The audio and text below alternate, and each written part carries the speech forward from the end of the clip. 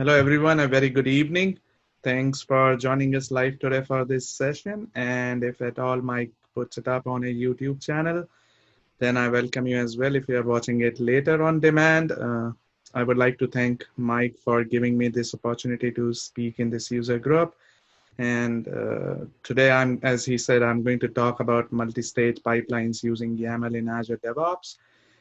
Just an level setting, it's going to be a level 100 to 200 session. It's not going to be a deep dive session because it's difficult to cover it in an hour session, everything around YAML pipelines. If you haven't worked on YAML pipelines in the past, I believe I will share with you enough information to help you get started. If you already have experience with YAML pipelines, I hope this session will be a refresher for you. Just a disclaimer, I have primarily been using classic pipelines in the past, and I have started using YAML pipelines recently. So feel free to ask any questions that you have, and I will try to answer them to the best of my knowledge. And if I cannot, I know Mike is also on this call who possibly understands the topic more than me, who will be able to answer some of your questions as well. Then also in this presentation, I have taken some diagrams and samples from Microsoft's documentation so that attendees can easily find them and implement them at their end. With that, a couple of quick guidelines. If you get a question or doubt in between the presentation, please feel free to post it on the chat window, or you can ask at the end of the presentation. I'll get back to the questions that you posted on chat as and when I get a chance. Otherwise, I will be happy to hang out in the meeting after the presentation to answer. With that, let me start with my introduction first. My name is Vaibhav Gujral. I have over 14 years of experience working on enterprise class applications. I'm a Microsoft certified Azure solutions architect. And I also hold a few other certifications, including the Azure DevOps engineer. I'm currently working for Kivit as a cloud architect. And as Mike was mentioning, I also run Omaha Azure user group, which has over 750 members on Meetup page. And as an organizer, I do organize user group meetings and manage the website for the user group and the social media presence. I do manage the Meetup page as well for the group. Feel free to join the community if you are interested in learning more about Azure. And I'm also a regular speaker at several local user groups, often speaking around Azure related topics. And I do blog on vaibhavgujral.com. Recently, my blog has been listed among top 50 Microsoft Azure blogs, websites, and influencers in 2020. I've been awarded with Azure Heroes, Community Hero, and Content Hero badges recently as well. You can follow me on Twitter, or you can connect with me over LinkedIn as well. With further ado, let's jump onto the agenda and see what we are going to talk today.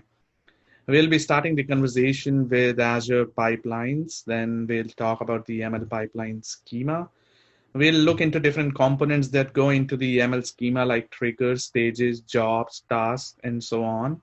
I'll show a few demos in between, and we'll conclude the presentation with the difference between the classic pipelines and YAML pipelines and the benefit that we get out of using YAML pipelines over the classic ones. Let's get started with Azure DevOps if you have not used it before. Azure DevOps is a tool offered by Microsoft which enables teams to plan their work, collaborate on the development, and build and deploy their applications to any target. The product has seen several rebrandings in the past. It was originally launched as Visual Studio Online, and then it was rebranded into Visual Studio Team Services, or VSTS, and before taking the current avatar as Azure DevOps. Don't get confused when I said Visual Studio Online with the another product which is launched recently called as Visual Studio Visual Studio Online, which is an online integrated development environment. If you are not aware of Azure DevOps, it has its roots in traditional Team Foundation server that we used to use in our on-premises systems for source control. In fact, the current version of TFS server, the on-prem TFS server, has been rebranded as Azure DevOps Server, which can be hosted on-prem. Azure DevOps does offer rich features like Azure repos for your source control. You can either opt for Git repositories or Team Foundation version control, you can also use Azure Pipelines, which provide build and release services to support continuous integration and continuous delivery of your applications. Azure Boards offer a suite of agile tools to support planning and tracking work, code defects and bugs using agile methodologies like Kanban or Scrum. Azure Test Plans offers several tools to test your applications, including manual testing and continuous testing. Lastly, Azure Artifacts enable teams to share common packages like NuGet, NPM, and Maven from public and private sources and integrate package sharing within their pipelines. Azure DevOps does offer some out of the features like Azure DevOps Wiki, dashboards, and notifications. You can also add certain extensions in your Azure DevOps environments through a full-fledged marketplace. Azure DevOps has integration with most of the popular services like Slack, Trello, Teams, and so on. Overall, my opinion is that it does offers a great platform for team collaboration, and it has a free tier which anyone can register for and start using in their day-to-day work. And today we are going to focus on Azure Pipelines. Before we talk about Azure Pipelines, let's talk about continuous integration and continuous delivery. Continuous integration refers to the process of constantly and consistently testing and building code at every check-in.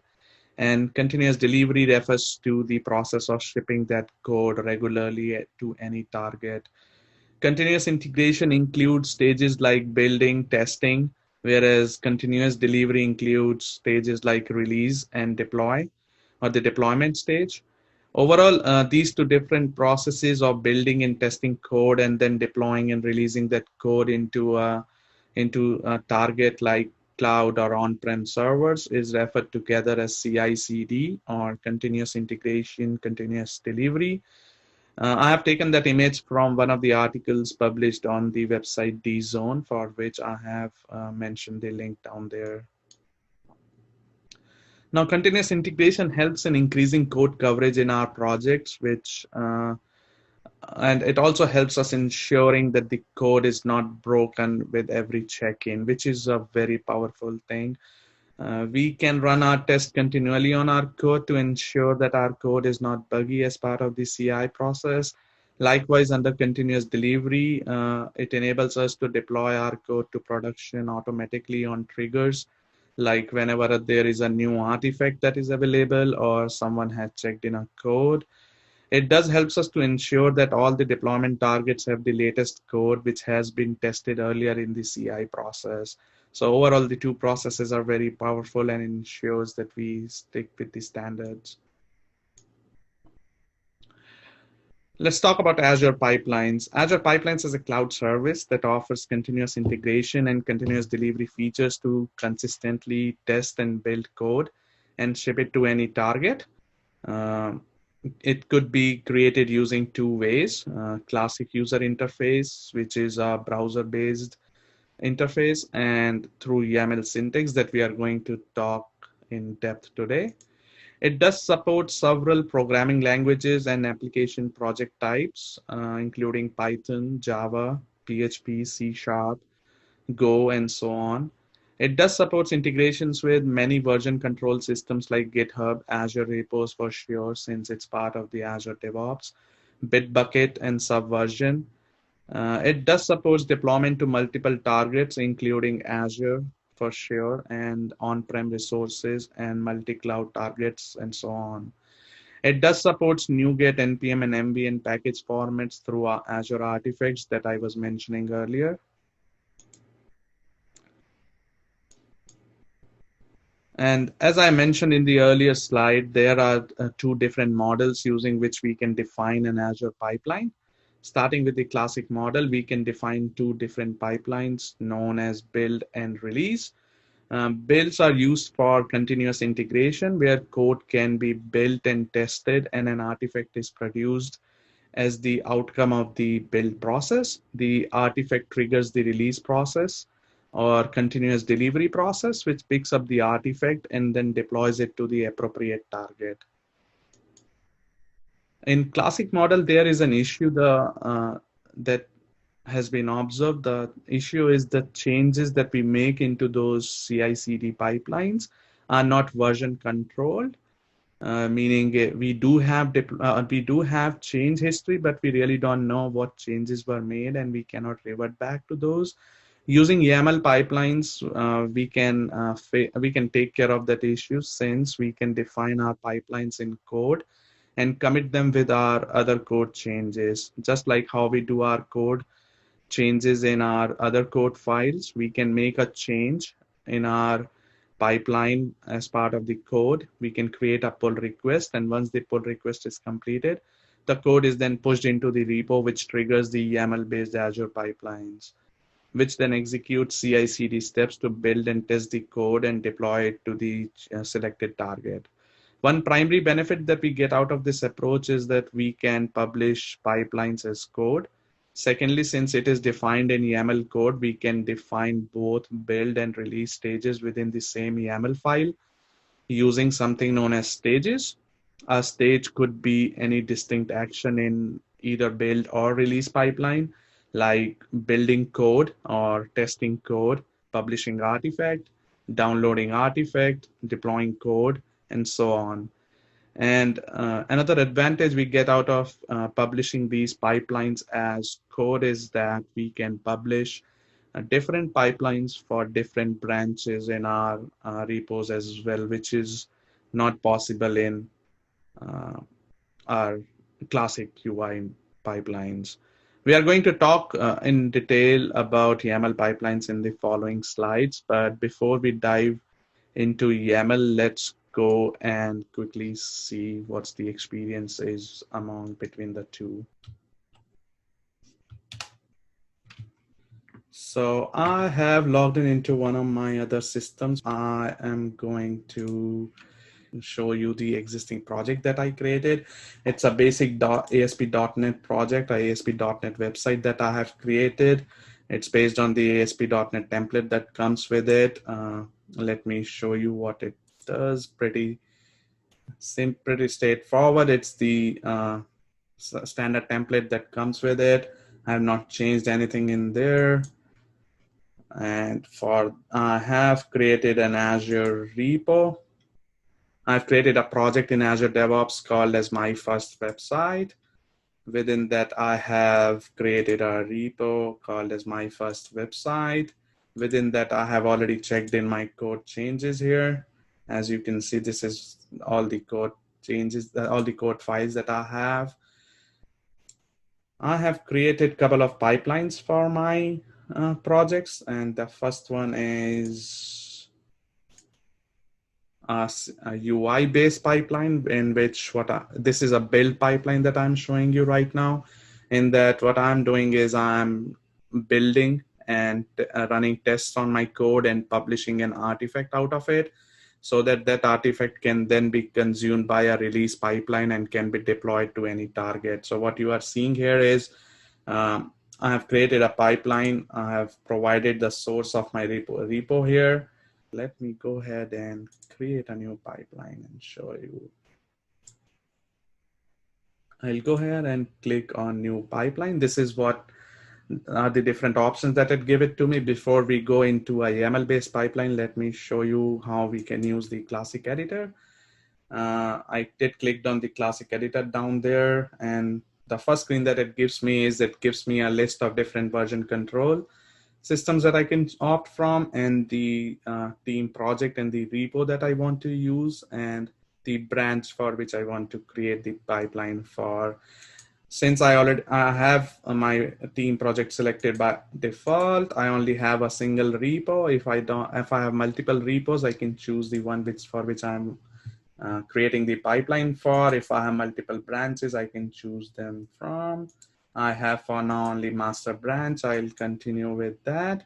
I can then go ahead and select any of the built-in tasks from here. What I'm going to do is use the ASP.NET task, which is, I'm going to name it as CI demo. it does runs on an agent which runs on Windows 2016 with Visual Studio 2017 on top of it. Pretty straightforward stuff. It reflects the team project and repo I have opted while creating the pipeline. It selects the NuGet version that it should use for installing and running the NuGet commands. It then restores NuGet packages. It builds my solution. It runs tests. I don't have any tests, but if I have any tests in my project, I can include my test project in this task, and it can run all the tasks. And I then publish the artifact that is generated out of the build pipeline. I'm going to save this and go to the release here. I already have a release pipeline created here. I'm going to show you how we can create a release pipeline here. So I can click on create new release. I can choose, oops, this is not. I can go here and create a new release pipeline from here. It gives me a option to choose what I want to deploy. I'm going to deploy it to an Azure App Service deployment. I click on that. I can give it a name as my dev environment. I go back here, close this, go back here. It does ask for the Azure subscription where I want to deploy it for. I already have a service connection created in my Azure DevOps environment, which I'm going to use here. I'm going to deploy it on Windows. If not, it gives different options to choose from depending upon the application type that we are trying to deploy. I go ahead and choose the app service that I already have an app service created called as my first website 453. I'm going to choose that website for now. I go here, I see everything is all set up for my code. It does picks up the artifact, which is in zip file in the working directory and deploys it. I'm going to save this. Then I'm going to go back here and I'm going to link an artifact with it so that whenever a new artifact is created, it triggers this release pipeline. I have chosen the source pipeline that I have created. It automatically picks up shows all the pipelines that I have created. I click on add here. I go here, I click on continuous deployment trigger. I go ahead and add a branch filter, which is master, since I'm pushing changes to my master branch. And I'm going to rename this one.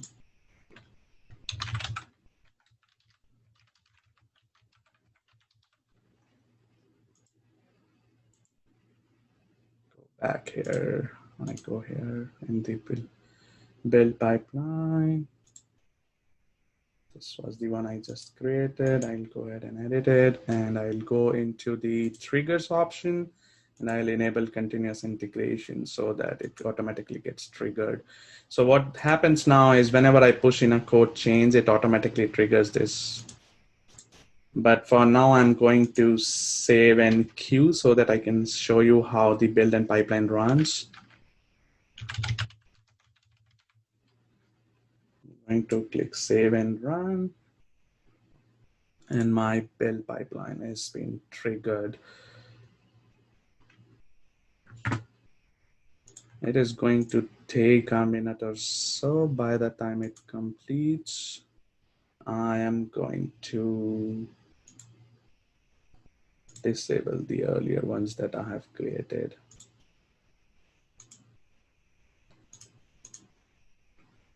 This one is disabled.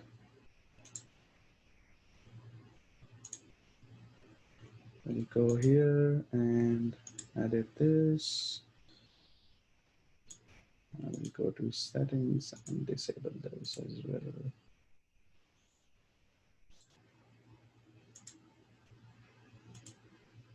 So it is restoring the NuGet packages now.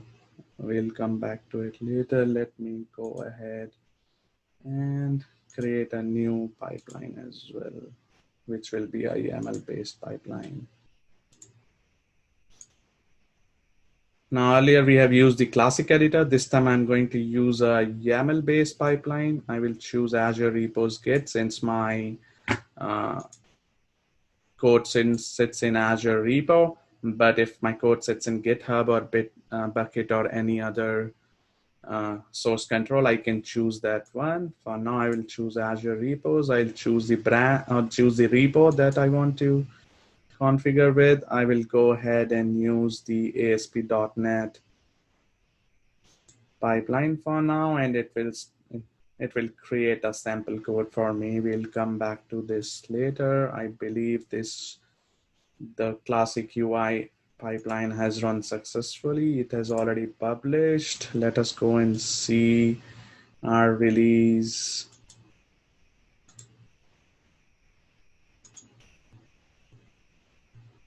It's running. It has not yet started. It's connecting. It is being queued. Let's see. It's going to deploy. Let me go ahead and show you the website.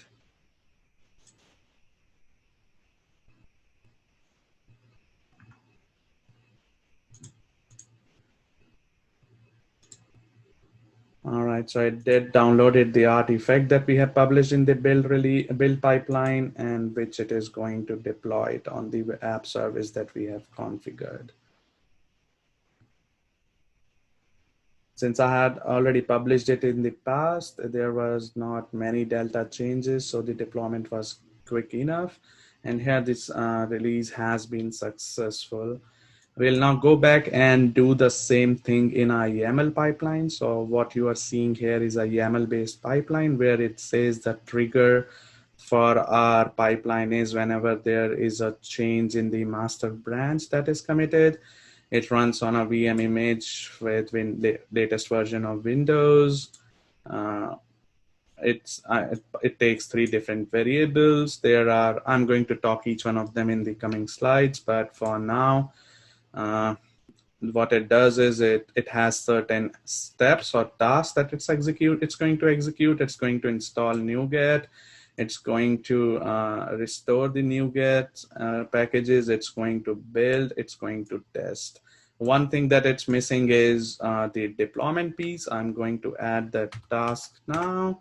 There are few ways we can do that. Either we can manually type that, or Microsoft also offers some of the built-in tasks. I'm going to use the Azure App Service deploy task here. I'm going to choose the different options. I have this subscription where I want to deploy it to. And like the other classic UI one, it also goes on the Windows. This is my website there where it wants to go. And once I click on add, it does add the appropriate task. Now, one thing you should note is that YAML is syntactically, it uses indentation. So if your code is not indentated correctly, it's going to throw error. But that being said, I am going to run this now.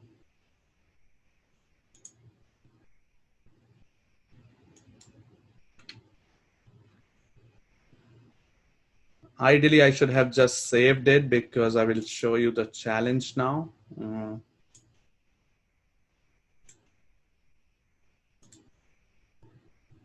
So the job is running now. It needs permissions. I'm going to permit it so that it can deploy.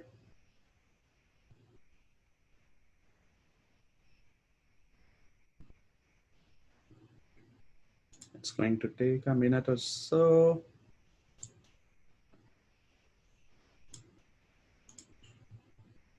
So this is pretty much I have spinned up a YAML pipeline for my web project within a couple of minutes or so. So one of the most helpful thing has been these built-in tasks, but you can go ahead and write it on your own. Another thing that you can try out is if you already have UI-based pipeline, the classic pipeline, go ahead and pick up whichever task you want to include in your YAML pipeline. They have a view YAML button here. If you'll go and click, it will give you the exact YAML that you need to include in your task. which is another good way of converting your existing classic pipelines into YAML ones. So it did restore. It's building my application now.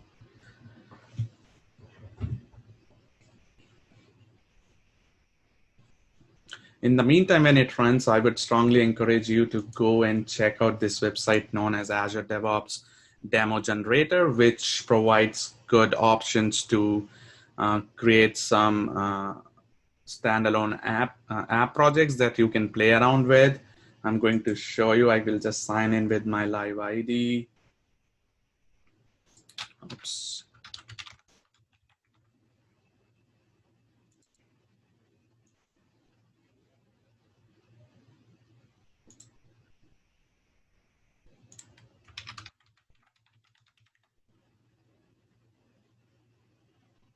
And I can choose for any of the DevOps organization that I have. We are currently working on the second one. You can go ahead and choose any template out of here. It offers many of the common projects that Microsoft use in their own demos, like Tailwind Traders, Smart Hotel 360, Parts Unlimited. And what I have already done is I have already set up the projects for Parts Unlimited and Parts Unlimited YAML, which I will show you shortly. But let's say if I have to set up Tailwind Traders, I just select the template and it will give me any option to install the additional extensions on my Azure DevOps organization. If I have something missing, I have to provide a name for my project. And once done, if I go ahead and click on this button will be enabled. Let me say this project. I'll go ahead and select that extension can be installed.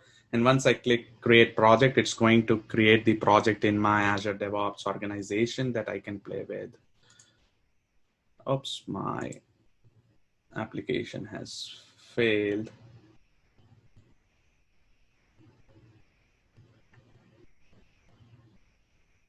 Anyways, that's the demo factor when we are, I believe that's because, oh, I know the issue.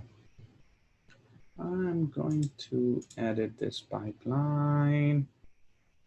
It's because we have been publishing into artifact directory, but we are reading it from a different one. I'm going to copy this and paste it here. I'm going to save this, save, and I'm going to click run. We'll see if it goes. It is going to take a minute or so. In the meantime, I'll show you my Azure DevOps organization. Here are the two projects that I have set up earlier through that Azure DevOps Demo Generator. If we'll go and look into Parts Unlimited and look into their pipelines, they have created these pipelines where if we'll go and see, these are auto-created when you restore those projects in your organization, pretty much straightforward stuff that we were trying to do it in our demo project. Likewise, they also have defined a release pipeline as well, which releases in 3 different environments. The website, it takes an artifact. Likewise, in the YAML-based projects, they have defined the pipelines in YAML. It's a great source which you can take a reference from. So it does deploys, it does the pretty much same stuff, takes the code base, installs NuGet, restore NuGet, build the project, test the project, and then deploy the app.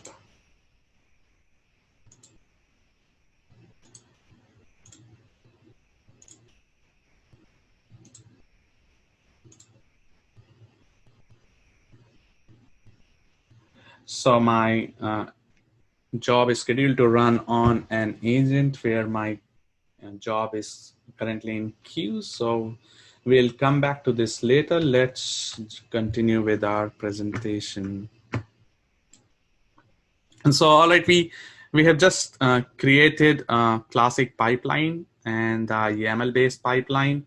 So let's explore more on YAML-based pipelines. And Before we did talk about pipelines when I was mentioning the Azure DevOps introduction. Let's talk about YAML first. I assume that audience might have limited or no knowledge of YAML. If you already know YAML, as I mentioned earlier, I believe this session will act as a refresher for you. At first thought, when I was learning YAML, I thought it would be another markup language since it ends with ML, but I was wrong. It's not a markup language because it doesn't include any markup. So head out to yaml.org if you are interested in learning more about YAML schema in depth. As per the website, YAML is defined as a human readable data serialization standard. I haven't still figured out how it is considered human readable because it's a language in which white spaces are considered as delimiters, and I have faced lots of issues in keeping my YAML files syntactically correct. And as I was mentioning earlier, the structure is defined by indentation here, as you can see here. And the name key value pairs are separated by colon. For example, YAML 1.2 third edition is the name and the value is the URL. One thing you will notice here is that you don't need to necessarily pass quotes to your string values there. And lastly, when you are creating list items in your YAML, you have to use hyphens. Now you might be able to relate to the YAML pipeline file that I was sharing earlier with you. I'll go here and I will show you this one. So this is how it works. This is a list of tasks. That's why it starts with hyphen, and the key value pair is separated by colon. We don't necessarily have used quotes. I think this is how it automatically gets created, but we don't necessarily have to pass quotes in the string values. So let's talk through the workflow of a YAML-based Azure pipeline. Each YAML pipeline needs a trigger to get initiated, as I was showing you in the YAML pipeline earlier. A pipeline is made up of one or more stages, and a stage is a way of organizing jobs in a pipeline, and each stage can have one or more jobs.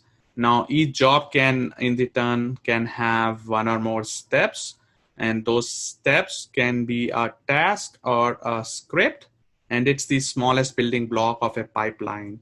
A task is a pre-packaged script that performs an action such as we might use a task to invoke a REST API, or we can invoke a task to deploy a code, or we can publish an artifact or execute NuGet build command. And an artifact, when I say we can publish an artifact, artifact is nothing but a collection of files or packages that are published by a build process or by a run process. And each job runs on one agent. We are going to talk about agents in a later slide, but for now, just understand that any job that we are creating in an Azure pipeline, it can be an agent-based job, or it could be an agentless job. If it's an agent-based job, then it has to run on an agent, and an agent can run one job at a time. Azure DevOps offers many built-in tasks. I'll show you. I have already shown it when I was creating that YAML pipeline, and there are more available on Marketplace that you can buy. This probably gives a better view of what I was talking in the previous slide. This is how a YAML Azure pipeline looks like. We define a trigger in the starting, which initiates a pipeline to run. Pipeline is made out of stages. Under each stage, we have multiple jobs, and which could be agentless or could run in an agent. And now under each agent, this job runs on an agent, this job is an agentless, and then under each job we have a list of steps, which could either be a script or it could be a task, and that individual script or task can do literally anything. It can invoke a REST API, or it can deploy an app service, it can publish a build artifact, it can do anything. Let's talk about triggers, which were the first the first starting point of a pipeline. A trigger is the initiation point for a pipeline. It is an event or action that initiates an Azure pipeline to run. It could be just as simple as a code check-in, or it might be a pull request, or there might be different events. We can categorize triggers into 4 broad categories. The first one being the continuous integration trigger, which gets triggered whenever a code change is pushed into a branch in the repository. Then the pull request validation triggers are triggered when there is a pull request being approved. We can also schedule an Azure pipeline to run at regular intervals using scheduled triggers. And lastly, we can also trigger a pipeline based on the completed run of another pipeline. We'll talk about each of these trigger types in the next few slides in case we don't want the pipeline to be triggered by aforementioned trigger categories, the 4 that I've listed above. We want to manually trigger a pipeline, we can set a trigger to none so that we can trigger it manually. Let's talk more about continuous integration triggers. As I was mentioning in the earlier slide, CI triggers are triggered when an update is either pushed to a specific branch or specific tags are pushed. I have given 3 screenshots of the sample codes I have taken from Microsoft's website. In the first one, you can control which branches get CI triggered with a simple syntax is what I'm trying to show here. We have listed in the branches which are included and the branches which are excluded from our build execution. In the second one, instead of specifying the branch names, we have configured triggers based on the tag names. And in the third one, if we don't specify any trigger under the hood, Azure Pipelines does creates a default implicit trigger, which actually includes everything that needs to be included in the pipeline, and which uses a wildcard character star. When you specify a trigger, Azure Pipelines replaces this default implicit trigger with the whatever trigger you have defined, the branches that you have included or excluded, or the tags. If you are in a team when where there are many developers who push changes simultaneously, you can opt for batching, which keeps the system on hold until a run is completed. And once the current run is completed, it starts another run with all the changes that you have not built yet. So let's talk about the first screenshot. If the pipeline is already running for a code change that was pushed, till the time that pipeline is running, any additional code changes in the repo or included branch do not start new runs immediately, but they all wait for the first run to be completed. And once the first run is completed, all the commits until that point of time are badged together, and a new single run is started, which uses all the badged code changes together. In the second slide, we can what I'm trying to show is we can include or exclude specific file path from the trigger as well. For example, if I don't intend to trigger my pipeline every time I update my readme.md file, which is the markdown file for my project, the point to note here is that you cannot directly provide the path filter here. You need to provide the branch first and then the files that you would like to include or exclude. If you don't include any path filter, then the root path is automatically included. And do note here that the paths that we have to specify here are case sensitive, since these are the Git paths. So you need to provide the file names in the right casing. Like I have mentioned in the earlier slide, we can also include specific tags to include or exclude, which I'm trying to show on the third screenshot there. Moving on, we can also use pull request triggers to run our pipelines whenever a pull request is opened with one of these specific target branches, or when changes are pushed to an existing pull request. To configure a pull request trigger, we have to create something. We have to create something known as branch policies and build policy under the branch policies. I'll show you a demo when we go to the portal next. Schedule triggers, as the name suggests, it causes a pipeline to run on a schedule defined using the cron syntax. In this example, it is scheduling two pipelines. One runs every midnight and the other one runs every Sunday. Note that the time zone for the cron syntax should be in UTC, and you need to explicitly specify the branches that needs to be included first and then specify the branches you would like to exclude. If you simply provide the excluded branches and don't specify the included branches, it won't build any branch in that case. So do be aware of that. On the right side, I'm showing the cron syntax, which it expects under the cron tag there. So that's pretty much about schedule trigger. Moving on to pipeline trigger. You can trigger a pipeline once another pipeline completes its run. Here, security, we have two pipelines. The one is security lib, and the other one is security lib CI. The security lib pipeline is triggered once security lib CI completes its run. Like other triggers, you can include or exclude branches that you would like to build. Let's have a look at the YAML schema once again.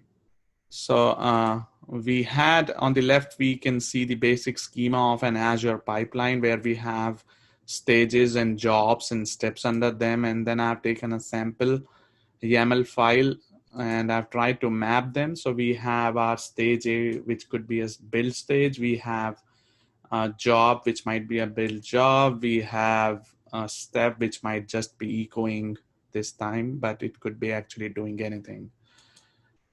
So the first building block, as you have seen in the last slide, is a stage in any Azure pipeline, which is used to organize jobs in a pipeline. And as I've said earlier as well, it can have one or more jobs. A pipeline can have one or more stages, and that's what we are going to talk about today more, the multi-stage pipelines. What you see here in this slide is the complete syntax for a stage. The first thing you define in a stage is a collection of different stages in your pipeline. Then you have each stage defined under the stages. Each of the stage starts with the name of the stage and a friendly name for it. If your stage depends upon another stage to run, you can define that under depends on tag. We'll touch that in the next slide. Likewise, if you want to control your stage run based on a condition, you can define that under the condition section. I will show you that momentarily. You can also define the pool of agents on which you want to run your stage, and you can define variables here as well that you intend to use inside your jobs. And then that last section around jobs is where you define the actual work that needs to be done in your stage, whether it is building the code or deploying your app. It goes inside a job. Under the job section, you can just have one job or a series of jobs depending upon what you are doing. As I mentioned in the last slide, you can create dependencies between your stages using depends on section. In the example I have chosen, there is a stage called build, which is not dependent on any other stages. Then we have the stage test, which is dependent on build to complete its run. And then once test completes, we have deploy US stage, which is dependent on the last stage called test. Lastly, deploy Europe is dependent on both test and the deploy US stages and is only run when test and deploy US stages are completed. You can utilize conditions as well under which each of these stages run. I have taken the same example from the last slide. Here, test stage only runs when the build stage is succeeded. Deploy US is run when test is succeeded. Lastly, if deploy US stage fails, the deploy Europe stage is run. Note that we can use depends on and condition tags together. Here, deploy US stage is dependent on deploy Europe stage is dependent on the previous three stages and is only run when the last stage, that is deploy US stage, fails.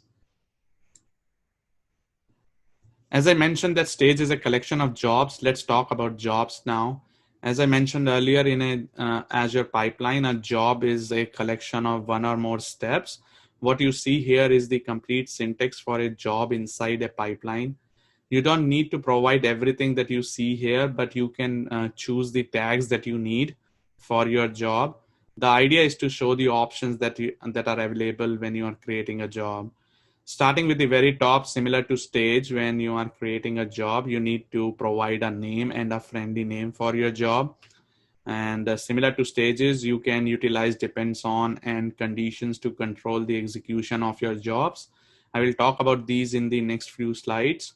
You can also define something known as a strategy when you are creating your job, which defines how you can execute your multiple jobs or a job multiple times. You can use either a metric strategy or you can utilize something known as a parallel strategy. I'm going to touch upon them in a later slide. You can, if you intend depending upon how you intend to handle errors, you can choose continue and on error tag. If you intend your pipeline to fail with the job failure, you can set continue on error to false. If you want your pipeline to still continue, if the job fails, then set that to true. Like stages, you can specify the pool on which it should be run. You can specify the timeout after which the sometimes it happens a job might take too long to finish, or it might become unresponsive. So it makes sense to define timeout setting in minutes. That is where we utilize timeout in minutes tag there. And likewise, at the end, you can see the steps tag where we define the different steps that are included within a job. It could be a script, a bash, PowerShell script, or a task, or it might also refer to something known as a template, which we'll touch upon in a later slide. Similar to stages, as I mentioned, we can also define dependency between multiple jobs using depends on tag. What you see on the left side of the screen is how we can execute jobs in sequence. As you can see, the second job, debug depends on first job debug to complete. On the right side, you can see the different jobs which are executed in parallel. If you remember, I mentioned earlier that a job could be run on an agent or it could be an agentless job. If it's an agent-based job, we can run multiple jobs in parallel on different agents, but on each agent, we can only run a single job at a time. To run multiple jobs in parallel, we must configure multiple agents is the rule. So another thing you should be aware when you are trying to run multiple jobs in parallel is that the licensing requirements might come into place when you are trying to run parallel jobs. So do be aware of that.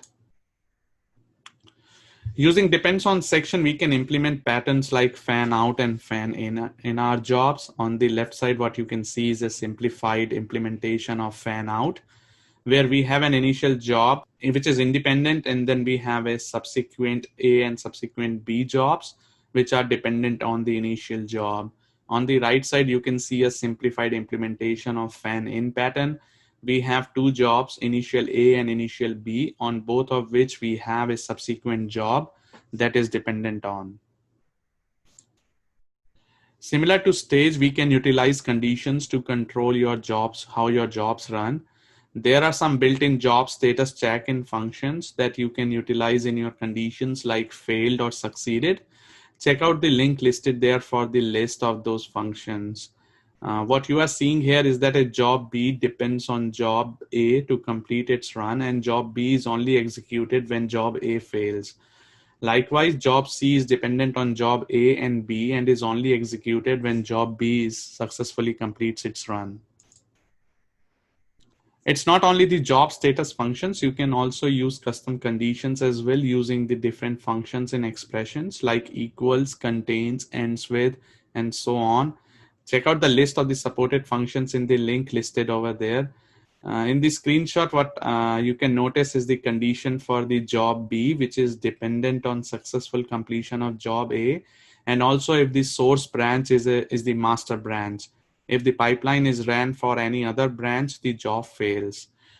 It's simple, but I think it's a super powerful concept to control the flow of your pipelines. All right, let's keep the ball rolling. As I was mentioning earlier, that each job can be an agent-based job, meaning they can run on an agent. So the question that many people might have is, what is an agent then? Well, an agent is an installable software that runs one job at a time. There could be two types of agents, a self-hosted or Microsoft-hosted one. As the name suggests, for both of them, these self-hosted agents are owned and managed by ourselves. It does comes with an overhead of management, but it does give some more control to manage the agents. It is extremely handy in situations where we need to install custom packages for our applications or for our builds and deployments. Microsoft hosted agents are provided by Microsoft. They are essentially Azure virtual machines which run the agents on top of them. Since these are hosted by Microsoft, the maintenance and upgrades is their responsibility. If you didn't notice earlier, when I was creating the pipeline, there was a predefined agent pool. I will show it again. That has the Microsoft hosted agents.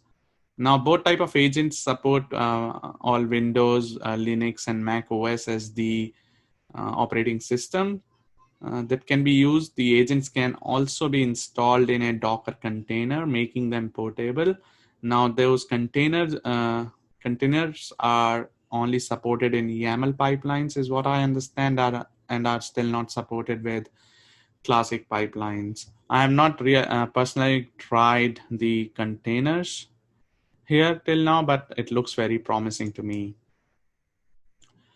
I was talking in the earlier slides around job schema, where I mentioned about the strategy that can be defined for job execution.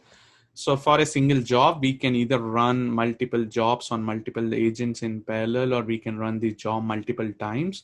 There are two different options that we can choose from. The first one is the matrix strategy, through which we can enable a job to be dispatched multiple times with different variable sets. Whereas to the right, you can see a parallel strategy, through which you can enable a job to be duplicated many times. When you follow the matrix strategy on the left, you shall specify the max parallel tag to represent the number of the jobs you intend to run in parallel.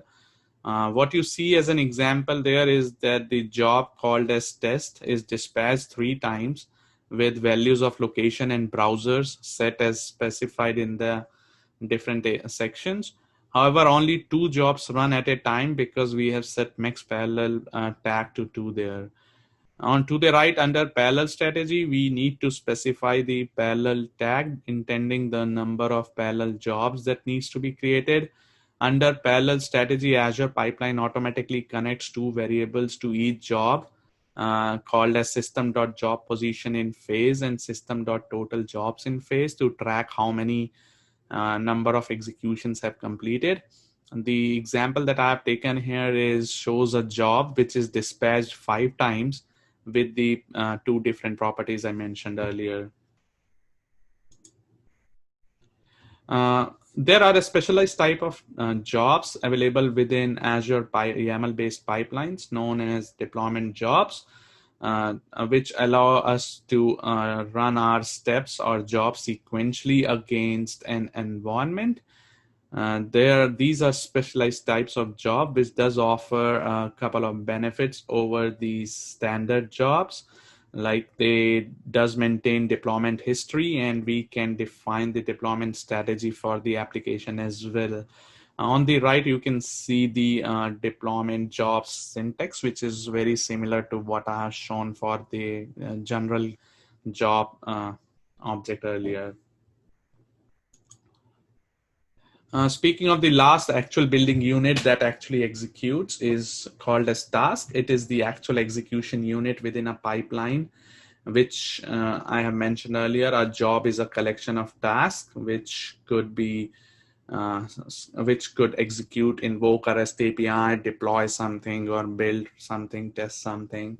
I've shown the syntax here for a task. When we are creating a task in a YAML-based pipeline, like everything else, it does starts with a name, and then we can specify the conditions similar to the jobs and stages that I've shown earlier, where we can specify an expression and control the execution of the task. Continue on the error, as the name suggests, we can control what should happen if the task fail, if the pipeline should fail or continue to run.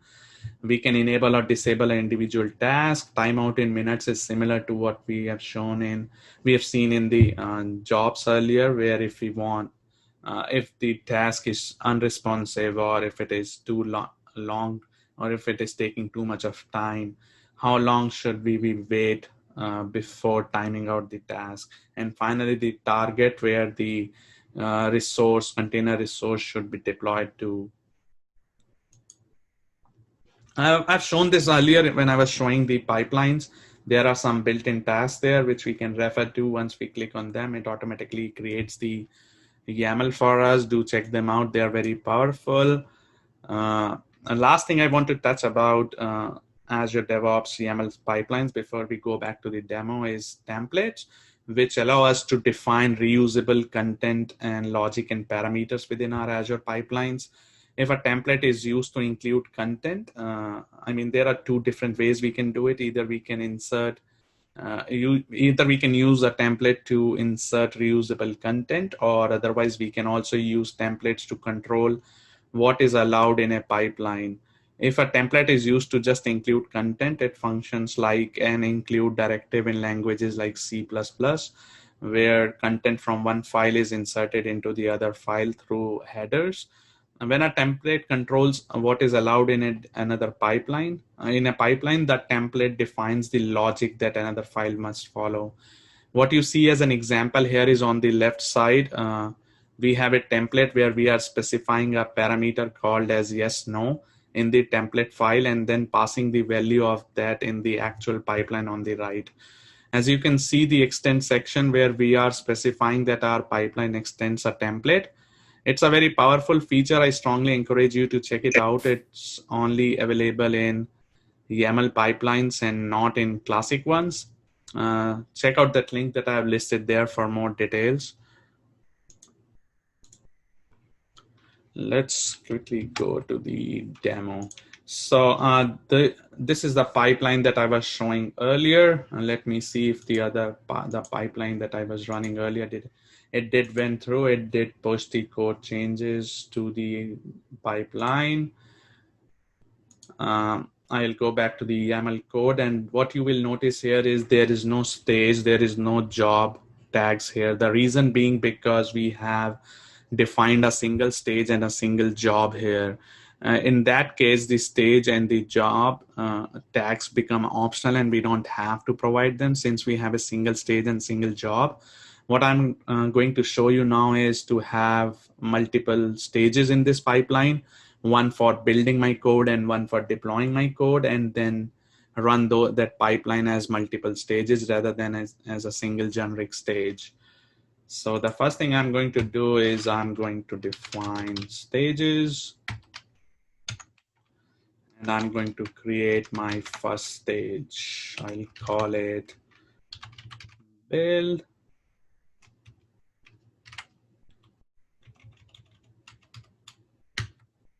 I will create jobs under that.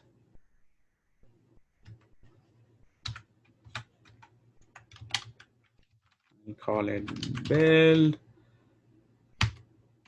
Now what you will notice here is that my stage doesn't include the code which is underlying. The reason primary being, as I was mentioning earlier, YAML is structures the code based on the indentation. So what I need to do is I want to bring everything that I was executing earlier under the build.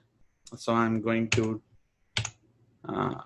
press tab twice. The moment the indentation comes in place, you can see that everything comes under the stage now.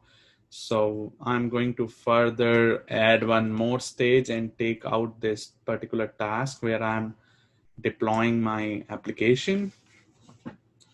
I'll go ahead and enter a new stage.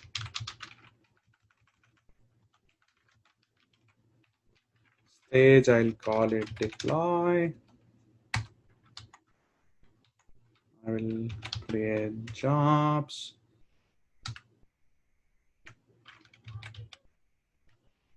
I will call it deploy.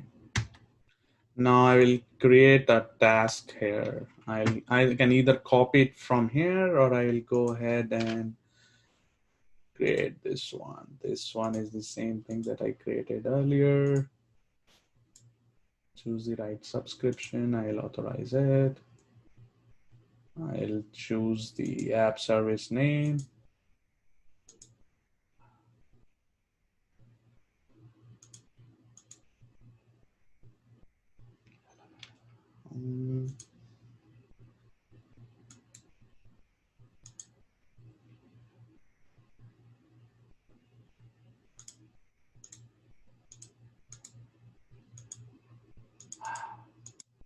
Okay, here you go. It picked up the token. I'm going to add this. Oops. This is the problem you should be aware of. Wherever your cursor is, it's going to insert the code in there. So you should have your cursor at the right place where you want to insert it. I'm going to do Control Z and take my cursor at the right position. And I'm going to add the task again. I'll choose the app service where I want to deploy and add the tag. Now you see it's still not in the right position. I'm going to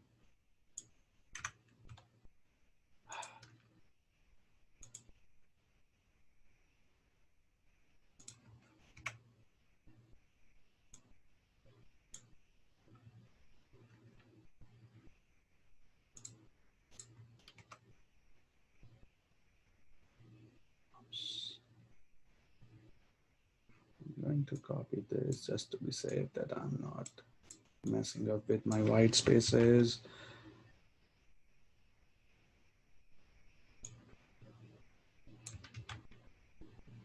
I don't need stages. I will change it to deploy. Go ahead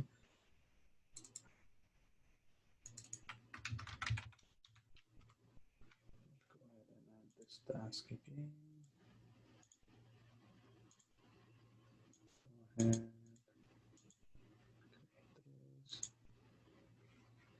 what does it say is okay. It's because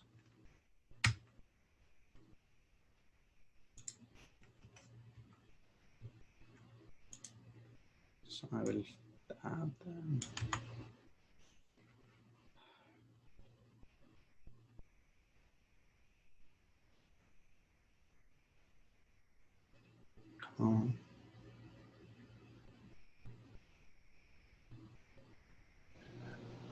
You need looks like the input goes right below tasks. Or space 2, I guess. The first property must be job. That is a job.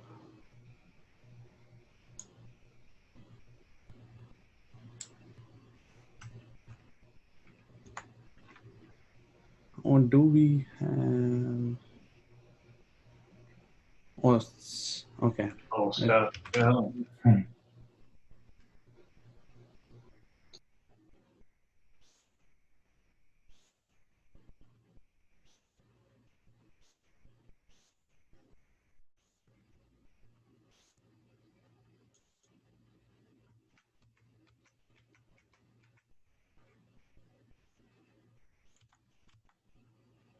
There you go. I'm going to delete this from here.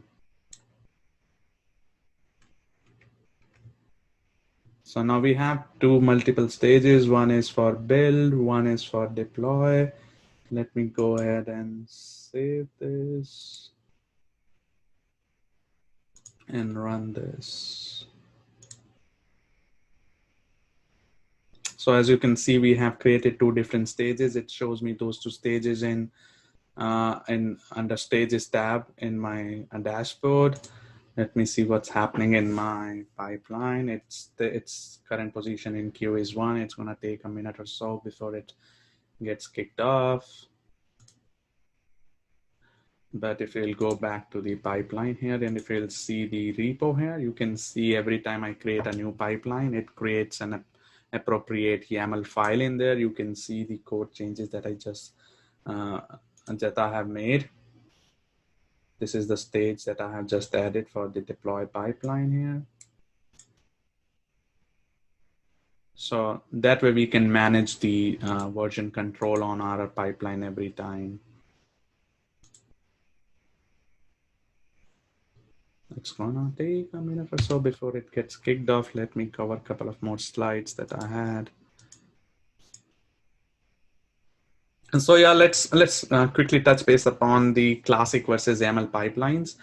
There are certain features that are either supported by classic or YAML pipelines and not the other. So do check out the link that I have listed down below to understand what features are supported by which pipeline.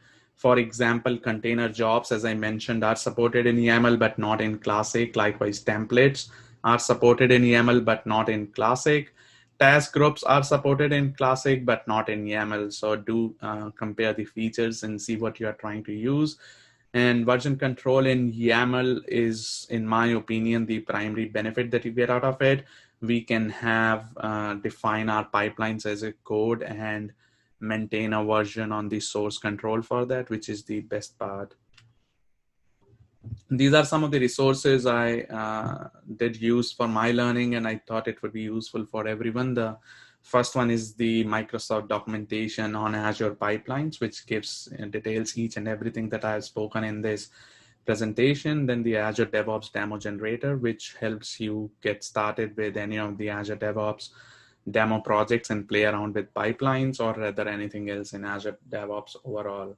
And lastly, I believe this YAML pipelines is a topic within Microsoft Certified DevOps Engineer Expert certification. So it would be helpful for people who are preparing for that certification as well.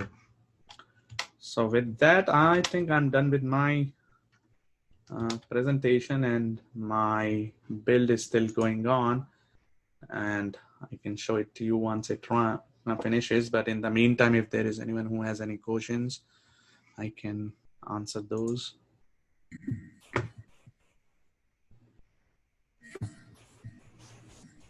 Hey, Vaibhav, this is Srini. I have a question. Yeah, tell me. So this is great. I'm using classic pipelines and I'm looking to switch to YAML, and this is excellent start for me. Thank you very much. I was looking in my classic release pipelines, I have an approval process in there. So how can I do the approval process in the YAMLs? Yeah, so if you do a deployment job, you can assign an environment to the deployment job. And the environment is actually where they have the approvals, which is really nice because then it kind of takes out the developers being able to change who can do the approvals. There's actually an environment administrator that you can have that will have control who gets the approval. So you do that through there. So Mike, when I was playing around with that, what I understood was an environment could be similar to a dev QA and prod environments, and we can attach approvals to that through a YAML tag. Yep. Yeah. On the deployment job, there's a tag for environment, and assign that environment, and then so to get through to that environment, you have to have you'll have to pass any of those checks. Like one would be, are you using a template, or another one would be, are you the approver? And then I think now they've also added are you within the times of being able to deploy, acceptable times. Right. I hope that answers your question, Srinivas. Yes, it does. Thank you. Thank you. Yeah, that's pretty much that I had for my for my presentation today. So awesome. Yeah, it's good stuff. I've